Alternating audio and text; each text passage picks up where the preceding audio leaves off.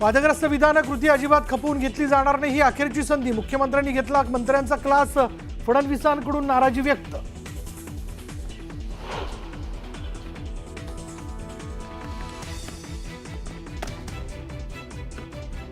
माणिकराव कोकाटे पुन्हा अजित पवारांच्या भेटीला, राष्ट्रवादीच्या प्रदेश कार्यालयात कोकाटे दाखल।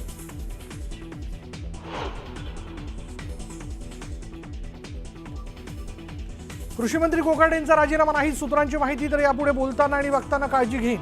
वादग्रस्त विधानांमुळे वादात सापडलेल्या कोकाटेंची अजित पवारांसमोर दिलगिरी।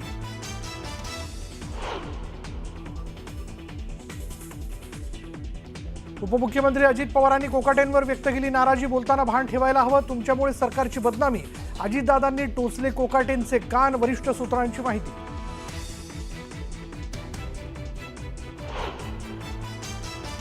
बातमीने आपण मुलुक महाराष्ट्रामध्ये सुरुवात करूया। बातमी अशी आहे मंडळी की पुण्यातील उच्चभ्रू खराडी भागातील रेव पार्टी प्रकरणामध्ये आता अटकेतील 7ही आरोपींवर न्यायालयात सुनावणी सुरू आहे। माझ्यावर ट्रॅप लावण्यात आलेला आहे असा युक्तिवाद जो आहे तो खेवलकरांचे वकील यांनी खेवलकरांच्या बाबतीत केला आहे। खेवलकरांचे वकील तपासात काहीच प्रगती नाही आहे असं म्हणतात।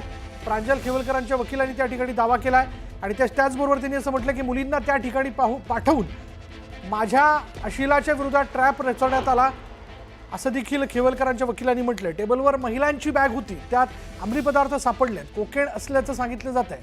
आरोपीचे वकील यांनी याबद्दल आपले मुद्दे उपस्थित केलेले आहेत। मी नाहीच आणलं तर मला कुठल्या आधारे पीसी मागतायत, राजकीयरित्या अडकवण्यासाठी हा सर्व डाव असं देखील खेवलकरांचे वकील ईशा सिंग खेवलकरांच्या वकिलांनी म्हटलं। ईशा सिंग यांच्याकडे गांजा सापडला, केवळ राजकीय हेतूसाठी माझा बळी दिला जातोय। एक महिला राजकारणात आहे म्हणून तिच्या नवऱ्याला अडकवलं जात आहे। ईशा सिंग ही महिला मला अडकवण्यासाठी प्लॅन केली गेली होती असं देखील या ठिकाणी म्हणण्यात येतं।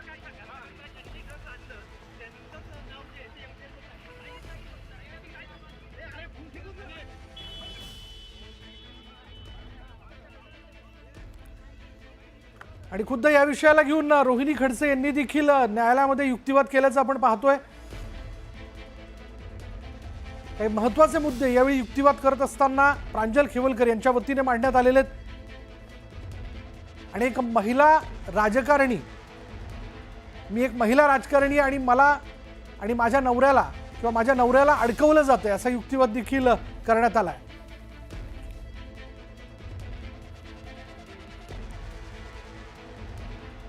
हा सगळा विषय न्यायप्रविष्ट आहे आणि त्यावरती योग्य वेळी माझी संपूर्ण भूमिका मांडणार।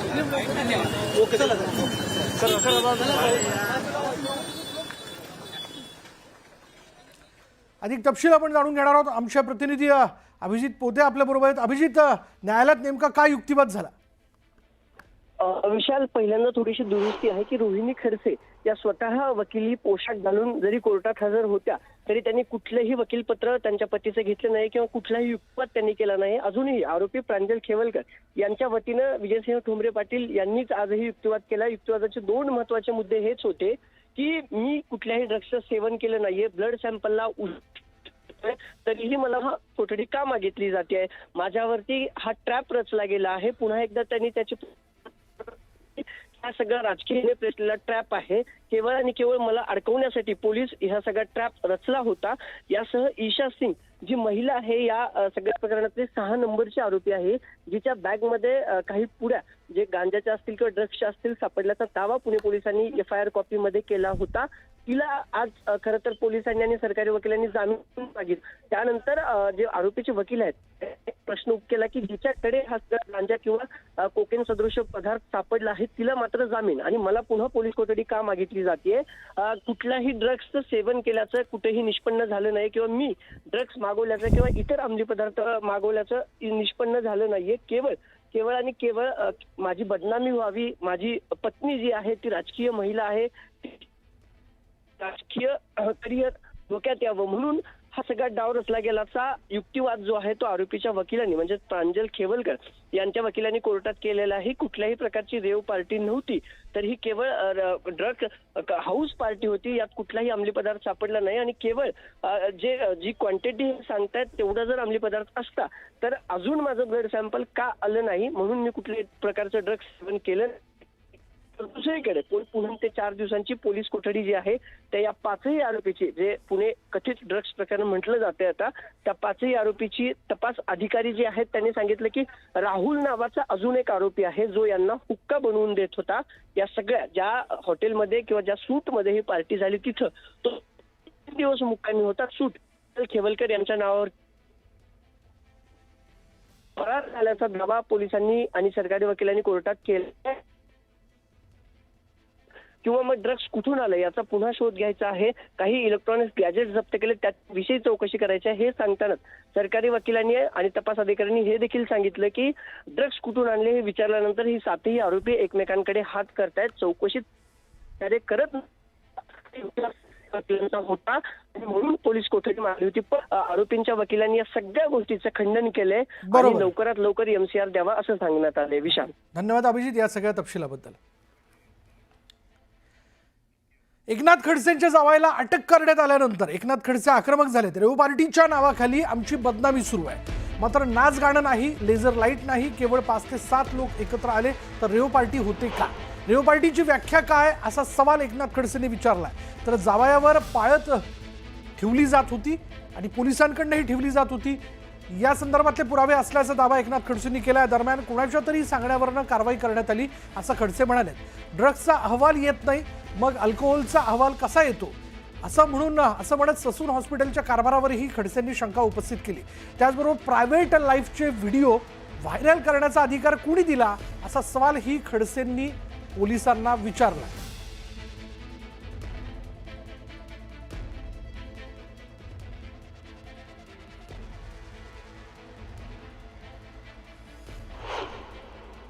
दोन ग्रॅम असतं तर मग जामीन झाला असता. मग 2.7 करणं त्या ठिकाणी गांजा दाखवणं या ठिकाणी अशा स्वरूपाचे प्रयोग केले गेले आहेत. मुळात 7 जण बसलेले आहे. तिथं कोणताही नाच गाण्याचा कार्यक्रम नाही आहे. कोणत्याही प्रकारचे लेझर वेझर सारखे लाईट नाही आहे. कोणत्याही प्रकारचे दारूचे फार मोठे भंडार नाही आहे. जे शेकडो माणसं असतात त्याला रेव पार्टी म्हणतात असं माझं मत आहे, माझं समज आहे. पोलिसांनी याचाही खुलासा केला पाहिजे की 7 जणांचा रेव पार्टी होऊ शकते का? की प्रायव्हेट पार्टी असेल त्याच्या संदर्भात पोलिसांना अशा स्वरूपाचं रेव पार्टीचं स्वरूप देणं अत्यंत चुकीचं आहे असं माझं मत आहे.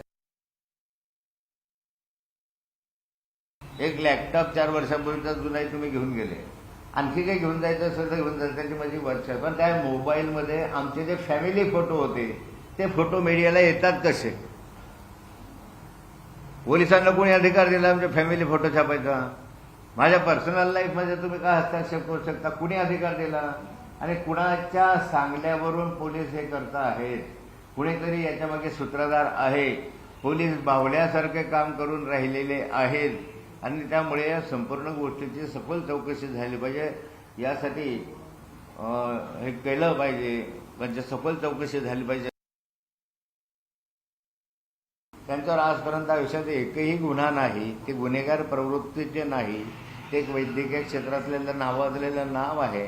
अशा स्वरूपामध्ये खोटं त्या संदर्भामध्ये पोलिसांनी करणं की यांच्यावर गुन्हे दाखल आहे आणि त्यांना पहिल्या क्रमांकावर दाखवणं. वास्तविक ज्या ठिकाणी पोलीस म्हणतात की अंमली साठा सापडला 2 ग्रॅम 0.7 काहीतरी ml, तो जो सापडला तो एका मुलीच्या पर्समध्ये सापडला. हे आपल्याला त्यांच्या चित्रीकरणामधलं दिसतंय. पोलीस इतके तत्परता दाखवतात की लगेच त्या ठिकाणी प्रेस कॉन्फरन्स घेतात, लगेच सगळे व्हिज्युअल्स त्याच्यामध्ये दाखवतात. एवढी तत्परता प्रफुल्ल लोढा जो हनी ट्रॅपमध्ये अडकलेला आहे, जो बलात्कारामध्ये अडकलेला आहे, ज्याने गिरीश महाजनांवर आरोप केलेले आहे, या संदर्भामध्ये पोलीस यंत्रणा किंवा सरकार पुढाकार घेऊन का जनतेला माहिती देत नाही? पण यामध्ये महत्वाची गोष्ट अशी आहे की आमच्या माझ्या जावयाने मला सांगितलं की माझ्यावर पाळत ठेवण्यात आली. ज्या ज्या ठिकाणी मी जायचो त्या ठिकाणी पाळत ठेवण्यात आली. त्यांनी ज्या ठिकाणी गेले 2-3 ठिकाणी एक प्लेन याच्यामधले म्हणजे सिव्हिल ड्रेसमधले पोलीस त्यांची पाळत ठेवत होते आणि त्याचे व्हिडिओ आहे. मी त्यांनी असं सांगितलं नाही, त्यांचे व्हिज्युअल्स आहे, व्हिडिओ आपल्याकडे आहे असं त्यांनी मला सांगितलं. ते आल्यानंतर ते बोलतील त्याच्यावर. मग या पोलिसांना पाळत ठेवण्याचं काय कारण आहे? त्यानंतर आपल्याकडे त्याचे व्हिडिओज आहे. यांनी तर काही त्या ठिकाणी यांच्या बाळगलेलं नव्हतं. यांनी या ठिकाणी कोणताही अंमली पदार्थ बाळगलेला नव्हता. बाकीच्यांनी एकाच मुलीच्या याच्यामध्ये होतं. हिला त्या ठिकाणी पहिल्या क्रमांकाचा आरोपी करायला पाहिजे होतं आणि ह्यांना साक्षीदार करायला पाहिजे होतं की खरं आहे की नाही. परंतु ह्यांना पहिल्या क्रमांकाचं करणं, वारंवार प्रांजल खेवलकरचं नाव घेणं, एकनाथ खडसे जावयाचं नाव घेणं, म्हणजे हे एकनाथ खडसेंच्या फॅमिलीला बदनाम करण्यासाठी मुद्दाम केलेलं कृत्य आहे. यानंतर बघूयात पोलिसांनी कुठलेही फोटो व्हिडिओ लीक केले नाहीत. पोलिसांचं काम पारदर्शक आहे असं प्रत्युत्तर पुणे पोलीस आयुक्त अमितेश कुमार यांनी दिलंय.